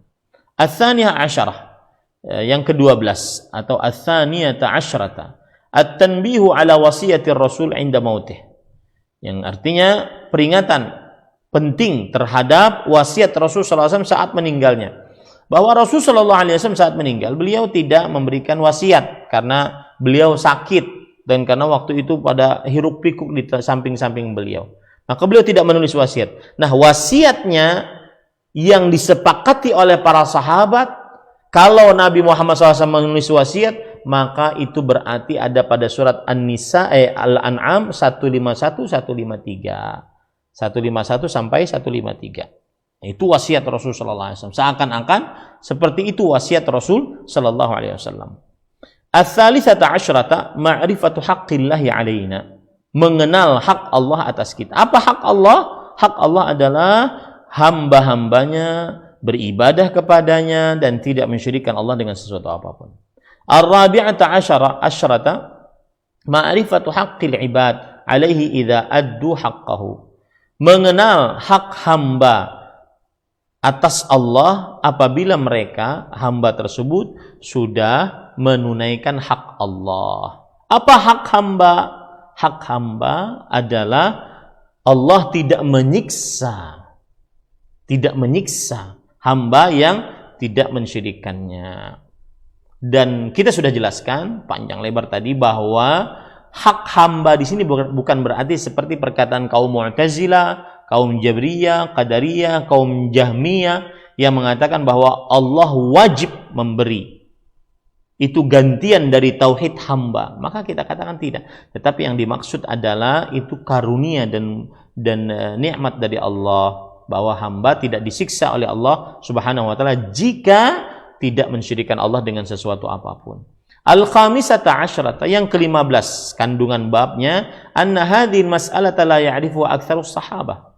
Perkara ini kebanyakan sahabat tidak mengetahuinya. Artinya yang tidak mensyirikkan Allah maka tidak akan disiksa, kebanyakan mereka tidak mengetahuinya. Makanya Rasulullah SAW memberitahukannya. As-sadisata asyrata jawazu kitmanil ilm lil maslahah. Yang ke-16 kandungan bab ini adalah boleh menyembunyikan ilmu karena untuk niatan baik, boleh ya. Jadi tidak semua orang dikasih ilmu semuanya, tetapi boleh untuk niatan baik. As-sabi'ata asyrata, yang ke-17 adalah istihbabu bisyaratil muslim bima yasurruhu. Anjuran untuk memberikan kabar gembira kepada muslim dengan sesuatu yang menyenangkan muslim tersebut, sebagaimana Mu'adz bin Jabal berniat seperti itu. Ats-tsaminata asyrata al-khaufu min al-ittikal ala sa'ati rahmatillah. Khawatir dari bersandar terhadap luasnya rahmat Allah Subhanahu wa taala. Khawatir, orang khawatir. Ya. Allah itu luas rahmatnya, tetapi kita tidak boleh bersandar dengan rahmatnya sehingga kita melalaikan kewajiban atau melanggar larangan. Nah, ini yang tidak diperbolehkan. At-tasi'ata asyrata qaulul mas'uli amma la ya'lam Allah wa rasuluhu a'lam. Orang yang ditanya yang tidak mengetahui, maka dia mengucapkan Allahu a'lam. Nah, ini adab siapa saja yang tidak mengetahui maka dia mengucapkan Allahu a'lam. Al-ishrun, kandungan yang ke-20, jawazu takhsisi ba'din nas lil ilmi duna ba'd. Boleh memberikan ilmu kepada sebagian orang dan tidak memberikan ilmu kepada sebagian yang lain. Karena ada sebuah sebab mungkin, maslahat mungkin, diperbolehkan. Al-hadi wal ishrun, kandungan yang ke-21, tawadu'uhu lirukubil himar ma'al irdafi alaih. Rendah hatinya Rasulullah sallallahu alaihi wasallam karena beliau menaiki keledai dan juga berboncengan dengan para sahabat Nabi radhiyallahu anhum. Nah. Ats-tsani wal 20 jawazul irdab 'ala dabbah. Yang ke-22 boleh membonceng seseorang di atas hewan tunggangan asalkan jangan memberatkan, ya, asalkan jangan memberatkan. Kemudian yang ke-23, ats-tsalitsu wal 20, fadilatu Mu'adz bin Jabal radhiyallahu anhu, keutamaan Mu'adz bin Jabal radhiyallahu anhu, bahwasanya beliau pernah dibonceng oleh Rasul sallallahu alaihi wasallam dan disebutkan bahwa beliau pernah membonceng sekitar 30 sahabat Nabi saja. Ya, ini menunjukkan keutamaan para sahabat-sahabat yang pernah dibonceng oleh Rasulullah sallallahu alaihi wasallam. Al-Hafidz Ibnu Hajar menyebutkan bahwa hanya 30 sahabat saja yang pernah dibonceng oleh Rasulullah sallallahu alaihi wasallam. Yang ke-24, ar-rabi'u wal 20, 'idhamu sya'ni hadhil mas'alah, yaitu besarnya perkara ini, yaitu perkara tauhid, beribadah hanya kepada Allah dan tidak mensyirikkan Allah dengan sesuatu apapun. Walhamdulillah alladzi bi ni'matihi tatimmus shalihat.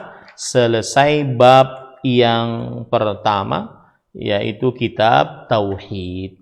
Insyaallah pada pertemuan yang akan datang kita lanjut pada bab yang selanjutnya. Atau boleh dikatakan kitab tauhid itu adalah sebatas muqaddimah dan bab yang pertama yaitu bab yang selanjutnya yang akan kita bahas nanti. Wallahu alam, sallallahu nabiyana Muhammad walhamdulillahi rabbil alamin. Silahkan akhi Ari hafizahullah. Ustaz, barakallahu fikum wa jazakallahu khairan. Terima kasih atas pelajaran yang telah disampaikan. Semoga pertemuan kita diberkahi Allah dan mendapatkan ilmu yang bermanfaat dan kebaikan yang banyak. Selanjutnya bagi kaum muslimin dan muslimat pemerhati roja yang bertanya seputar pembahasan ini untuk memperdalam materi, silahkan kami tunggu di 0218236543. Halo. Iya, halo. Halo, Assalamualaikum Ustaz. Waalaikumsalam warahmatullahi wabarakatuh. Dengan siapa ini di mana? Dengan Umu Abdurrahman di Tangerang, Ustaz. Silakan pertanyaannya, Ibu. Ini Ustaz mau bertanya tentang dosa-dosa besar itu, misalkan melakukan seperti apa aja ya Ustaz ya? Mohon penjelasannya Ustaz. Dosa apa, Bu? Maaf. Dosa-dosa besar, seperti apa aja gitu, misalkan kita melakukan apa itu dosa besar seperti itu Ustaz. Ya, terima kasih, Bu. Mohon penjelasannya ya Ustaz ya. Terima kasih. Assalamualaikum. Waalaikumsalam warahmatullahi wabarakatuh. Silakan Ustaz. Bismillah, alhamdulillah, wassalatu wassalamu ala rasulillah wa ala alihi wa sahbihi wa man wala. Pengertian dosa besar adalah yaitu kullu dzambin khatamahullahu binar au la'nah au ghadab au adab. Setiap dosa yang diancam dengan neraka atau laknat dari Allah dan Rasulnya, atau dengan murka, atau dengan siksa tertentu di dunia ataupun di akhirat. Itulah pengertian dari dosa besar. Setiap dosa yang diancam oleh Allah dengan neraka atau dengan laknat, yaitu diusir dari rahmat Allah, atau dengan murka, dimurkai oleh Allah dan Rasulnya. Yang ketiga, yang keempat adalah dengan siksa tertentu di dunia dan di akhirat. Wallahu a'lam. Nah, Ustaz, barakallahu fikum. Terima kasih atas nasihat dan jawabannya. Selanjutnya kami berikan kesempatan kembali masih di line telepon 0218236543. Halo.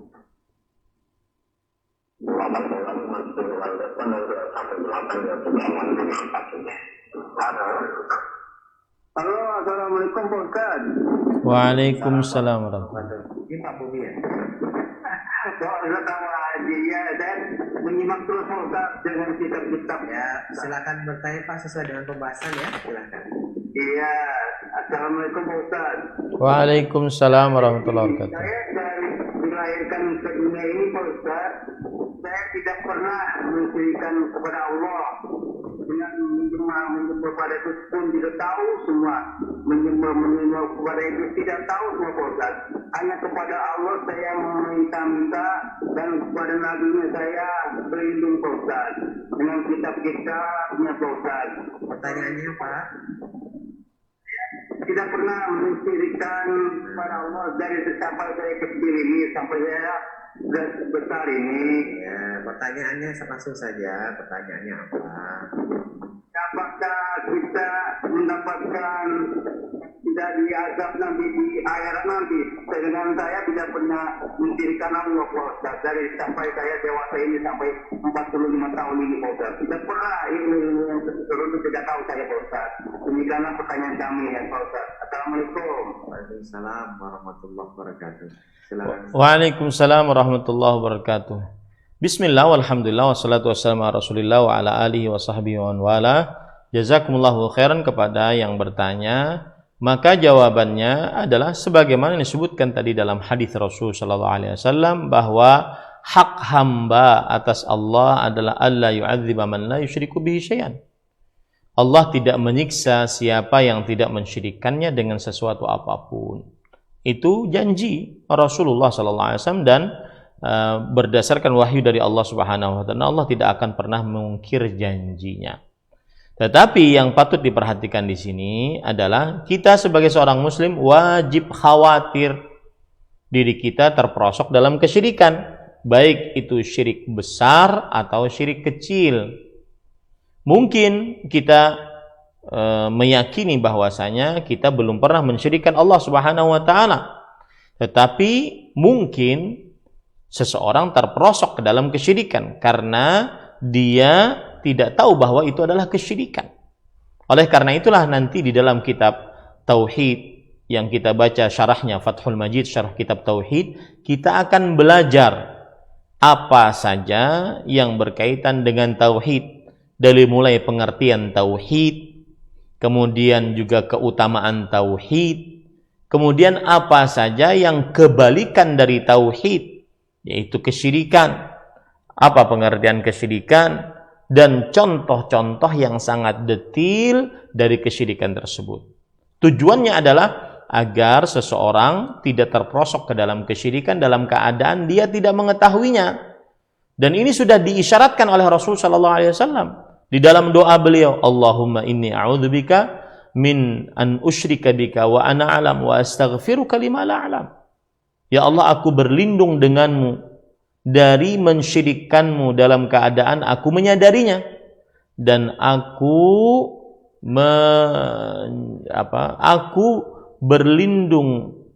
beristighfar kepadamu dari mensyirikkanmu dalam keadaan aku tidak menyadarinya. Dalam keadaan aku tidak menyadarinya. Nah, ini semua mewajibkan kita harus takut kepada kesyirikan. Nabi Ibrahim alaihissalam beliau berdoa, wajnubni wa baniya an na'budal asnam. Ya Allah, jauhkan aku dan anak cucuku dari menyembah berhala. Takut terhadap kesyirikan. Maka ketika kita merasa diri kita tidak pernah melakukan kesyirikan, maka itu bagus. Tetapi jangan sampai merasa aman. Belum lagi nanti ada jenis syirik namanya syirik asghar, syirik kecil, yaitu urusan hati. Kadang kita beramal, sholat, karena ingin dapat pujian dari manusia. Nah, ini kesyirikan. Jadi kesyirikan bukan hanya sekedar syirik akbar, menyembah berhala, minta bantuan kepada berhala, bukan itu saja. Syirik akbar pun bermacam-macam, apalagi syirik asghar. Nah, jadi kalau seandainya ditanya, apakah kalau selama 45 tahun ini saya tidak pernah melakukan kesyirikan dan kemudian saya mati, apakah saya akan mendapatkan keutamaan tauhid tadi, tidak disiksa oleh Allah? Maka jawabannya iya, pasti dapat tauhid. Tetapi jangan sampai kita merasa aman dari tidak mensyirikkan Allah. Karena ada namanya syirik asghar. Rasulullah SAW saja khawatir, akhwafu ma akhafu alaikumus syirkul asghar. Yang paling aku takutkan atas kalian adalah syirik kecil, yaitu yaqumu yusalli wa yuzayyinu salatahu lima yara min nazar rajuli ilaih. Dia salat dan dia perbagus salatnya karena ada orang yang melihatnya. Nah, ini syirik ini. Maka dia harus takut kepada Allah Subhanahu wa taala. Bersumpah dengan nama selain Allah yang masih banyak di tengah kaum muslimin. Demi Allah, demi Rasulullah. Ini syirik.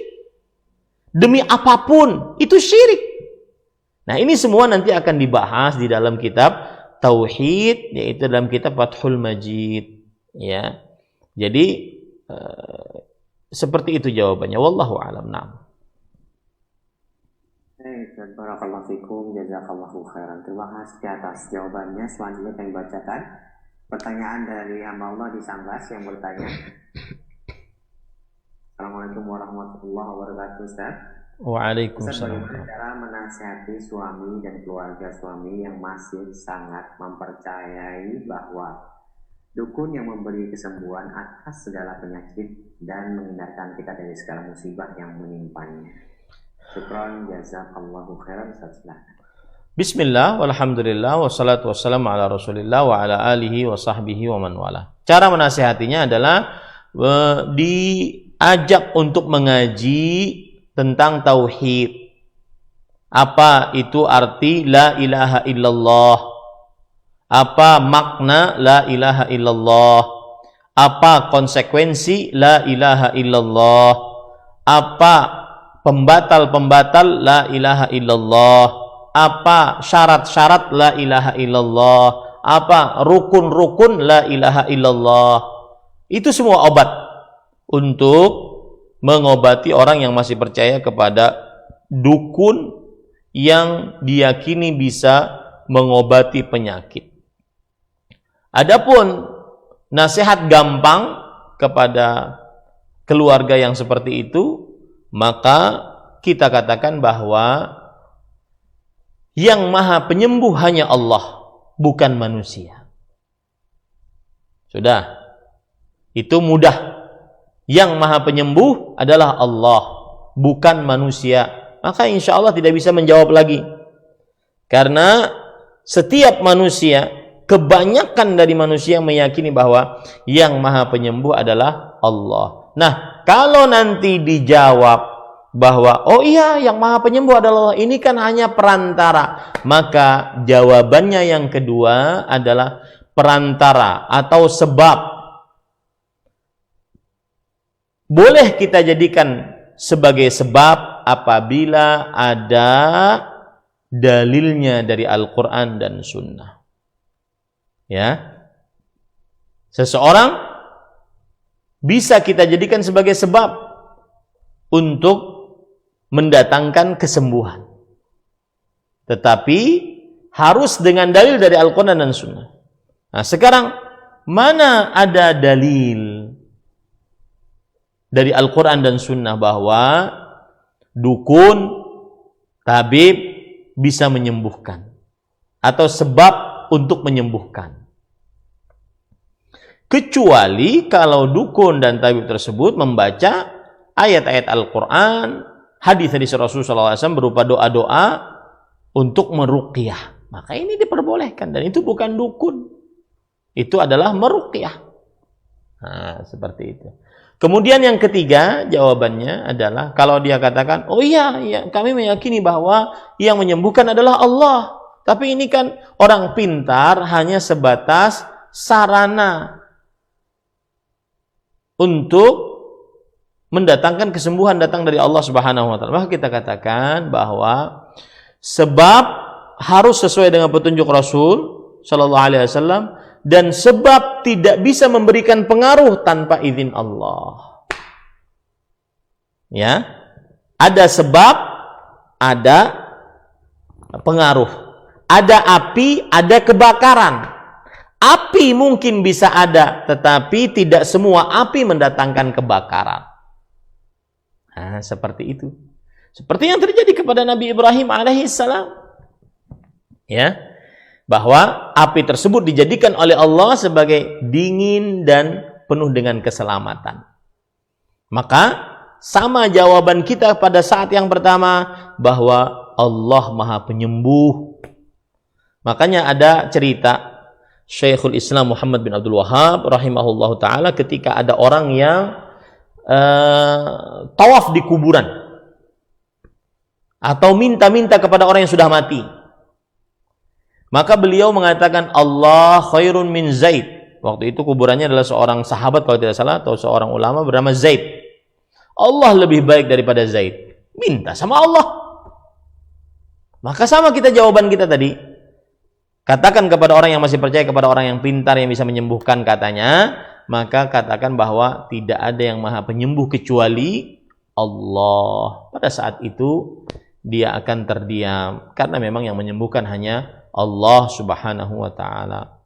Adapun meminta orang soleh yang masih hidup dan ada dan bisa berdoa agar mendoakan kita agar sembuh, maka ini boleh. Sebagaimana yang dilakukan oleh para sahabat kepada Nabi Muhammad sallallahu alaihi wa alihi wasallam. Wallahu a'lam. Nah. Baik, barakallahu fikum wa jazakallahu khairan Ustaz. Berikutnya kami bacakan pertanyaan masih dari pesan singkat. Assalamualaikum warahmatullahi wabarakatuh. Dari hamba Allah. Ustaz, saya mau bertanya, bagaimana cara memberikan masukan ke kakak saya yang masih cinta dunia dan dia masih senang bertanya kepada orang yang dianggapnya pintar, tahu semuanya, sehingga pada saat saya suruh jual saja rumahnya supaya bisa membantu anak cucunya yang masih dalam kondisi membutuhkan, awalnya kakak saya setuju untuk dijual, tapi ketika orang yang ditanya tersebut mengatakan jangan dijual, kakak saya lebih percaya orang tersebut. Sedangkan untuk ibadah, hal yang wajib dan sholat-sholat sunnah, kakak saya sangat rajin. Bagaimana caranya? Silakan. Bismillah, walhamdulillah, wassalatu wassalamu ala rasulillah wa ala alihi wa sahbihi wa man wala. Untuk menasihati kakak yang masih percaya kepada seorang yang dianggap pintar, bisa menerawang, terbuka hijab atasnya. Bahkan saya mendengar ada orang yang mengatakan bahwa ada wali yang terbuka hijab sehingga mengetahui apa yang terjadi atau nasib seseorang. Ini kebohongan besar, mendustakan Al-Quran dan hadis. Ya, tidak boleh dipercayai. Kalau seandainya ada orang yang berpendapat bahwasanya ada seorang wali Allah yang dibukakan hijab, kemudian mengetahui apa yang terjadi pada Lauhul Mahfuz dan mengetahui nasib seseorang, dia surga, dia neraka, ini kebohongan besar, mendustakan Al-Quran dan hadis, atau lebih tepatnya didustakan oleh Al-Quran dan hadis. Allah berfirman, wa indahu ilmul kitab, di sisi Allah sajalah ilmu tentang Lauhul Mahfuz, tidak ada yang mengetahui kecuali Allah Subhanahu wa taala. Allah berfirman dalam Al-Quran, alimul ghaib fala yudhiru ala ghaibihi ahadan illa man irtada min rasul. Allah Maha mengetahui akan hal gaib. Allah tidak memberitahukan tentang hal gaib kepada seorang pun, ya, kecuali yang Allah relai dari para rasul. Itu pun tidak ada semua dalam kitab Allahul Mahfuz diberitahukan, enggak. Nabi kita Muhammad sallallahu alaihi wasallam tidak mengetahui akan hal gaib, apalagi manusia-manusia setelahnya. Khalilullah, sayyidu waladi Adam, beliau adalah kekasih Allah yang terdekat, pemimpin anak manusia, tidak mengetahui akan hal gaib. Disebutkan dalam Al-Quran dan hadis Rasul, walau kuntu a'lamul ghaiba lastakthartu minal khair. Kalau aku mengetahui akan hal gaib, niscaya aku akan memperbanyak kebaikan. Wa ma massani as-su.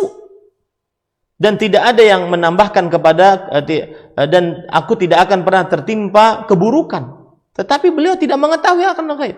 Buktinya beliau perang Uhud dan beliau terluka. Ini ahibati hafizakumullah ta'ala. Jadi tidak ada yang mengetahui akan hal gaib, kejadian yang akan datang ataupun kejadian yang telah lalu. Kalaupun ada yang mengetahui, maka itu berarti bantuan dari jin. Maka nasihati kakak tersebut bahwa tidak ada yang mampu mengetahui akan hal gaib kecuali Allah Subhanahu wa ta'ala berdasarkan Al-Quran dan hadis Rasulullah sallallahu alaihi wasallam. Kalau seandainya ada sebagian orang mengetahui dan ramalannya benar, ya, atau terjadi, maka itu adalah bantuan dari jin. Berarti boleh dong bertanya kepada dia akan mengetahui meskipun dibantu oleh jin? Maka jawabannya tidak. Karena mendatangi tukang ramal, Rasulullah SAW bersabda, "Man ataka hinan fasaddaqahu bima yaqul faqad kafara bima unzila ala Muhammadin sallallahu alaihi wasallam." Siapa yang mendatangi tukang ramal, baik meramal keadaan yang akan datang seperti yang ditanyakan tadi, oh jangan dijual rumahnya, ya, karena ini, karena akan terjadi begini. Ini berarti meramal yang akan datang, atau meramal yang telah lalu, barang hilang, ya, motor hilang, mobil hilang, anak hilang, istri hilang, ya, maka ini tukang ramal. Apapun statusnya di masyarakat, mau dia tokoh agama, mau dia profesor, doktor, ya, kalau sudah meramal dan dia menjawab ramalan, itu berarti tukang ramal. Siapa yang mendatangi tukang ramal, lalu dia percaya dengan apa yang diucapkan, kata Rasulullah SAW, maka sungguh dia telah kafir dengan apa yang diturunkan kepada Nabi Muhammad Sallallahu Alaihi Wasallam. Dalam hadis yang lain Rasulullah SAW bersabda, "Man ata kahinan aw arrafan fasa'alahu an syai' lam tuqbal lahu salatun 40 lailah." Siapa yang mendatangi tukang ramal, baik yang meramal kejadian yang akan datang atau meramal kejadian yang telah lalu, lalu dia bertanya kepada orang tersebut, hanya sekedar bertanya, belum percaya, hanya sekedar bertanya, tidak diterima sholatnya selama 40 hari 40 malam. Maka kalau dikatakan tadi bahwasanya tukang ramal, bahwasanya yang bertanya kepada tukang ramal tersebut rajin sholat, maka kalau memang benar bahwa dia bertanya kepada tukang ramal, percaya kepada orang pintar dalam tanda kutip, ya, maka dikhawatirkan tidak diterima sholatnya 40 hari 40 malam. Nasihati kakak tersebut, nasihati dengan bahasa yang baik, dengan bahasa yang satu, "Kak, mohon maaf, saya hanya menginginkan kebaikan untuk kakak. Mohon maaf, kita harus meyakini bahwa yang menciptakan hanya Allah Subhanahu wa ta'ala, yang mengetahui akan hal gaib hanya Allah. Tidak ada makhluk yang dibukakan hijab kecuali para rasulnya, itu pun tidak semuanya," dan seterusnya. Nasihati. Karena kalau seandainya mati di atas demikian belum bertobat, maka berarti dikhawatirkan dia disiksa oleh Allah Subhanahu wa ta'ala kelak di akhirat atas kesyirikan yang dilakukan. Wallahu a'lam. Barakallahu fikum, jazakallahu khairan. Nampaknya pertanyaan tadi merupakan pertanyaan penutup di pertemuan kita. Silakan Ustaz, mohon ikhtitam dari Ustaz. Bismillah, walhamdulillah, wassalatu wassalamu ala rasulillah wa ala alihi wa sahbihi wa man wala. Ahibatil muslimun, afanillah wa iyyakum. Kaum muslimin yang saya cintai karena Allah, semoga Allah Subhanahu wa ta'ala selalu memberikan afiat kepada kita di dunia dan di akhirat. Dari pertanyaan-pertanyaan yang disampaikan, maka kita harus semakin yakin bahwasanya pembelajaran dan pengajaran terhadap tauhid harus selalu disampaikan dan tidak boleh bosan untuk menyampaikannya. Karena itulah inti agama Islam. Itulah pondasi dasar agama Islam. Amalan tidak akan diterima kecuali dengan tauhid yang benar. Itulah dakwah para rasul alaihi wassalatu wassalam. Itulah ajaran semua kitab-kitab suci yang pernah diturunkan oleh Allah Subhanahu wa ta'ala. Untuk tauhidlah ditegakkan langit dan bumi. Untuk tauhidlah semua makhluk diciptakan oleh Allah Subhanahu wa ta'ala. Maka oleh sebab itulah saya terus mengajak kepada kaum muslimin, para pemirsa Roja TV dan para pendengar Radio Roja, teruslah belajar tentang tauhid, mentauhidkan Allah, beribadah hanya kepada Allah Subhanahu wa taala semata, tidak mensyirikkan Allah dengan sesuatu apapun. Pelajari sedetil mungkin sehingga kita terlepas dari dosa yang paling besar, paling dimurkai oleh Allah dan menyebabkan kekal abadi dalam neraka bagi yang belum bertobat di dalamnya, yaitu dosa kesyirikan. Tidak pernah ada dosa paling besar yang paling dilarang oleh Allah dan paling mendatangkan siksa kekal abadi di neraka kecuali kesyirikan bagi yang belum bertobat selama hidupnya. Wallahu alam, sallallahu nabiyana Muhammad, walhamdulillahi rabbil alamin. Wassalamualaikum warahmatullahi wabarakatuh. Waalaikumsalam warahmatullahi wabarakatuh. Barakallahu fikum wa jazakallahu khairan. Terima kasih pada Ustaz yang pada kesempatan pagi hari ini telah kembali bersama-sama dengan kami untuk menghadirkan bimbingan dan pelajaran yang bermanfaat serta menjawab beberapa pertanyaan yang telah masuk. Terima kasih kami ucapkan kepada pemerhati Roja dimanapun Anda berada. Kami mohon maaf apabila ada kekurangan dalam menghadirkan program acara ini. Ini akhiri, subhanakallahumma bihamdika asyhadu an la ilaha illa anta astaghfiruka wa atubu ilaik. Wassalamualaikum warahmatullahi wabarakatuh. Waalaikumsalam warahmatullahi wabarakatuh.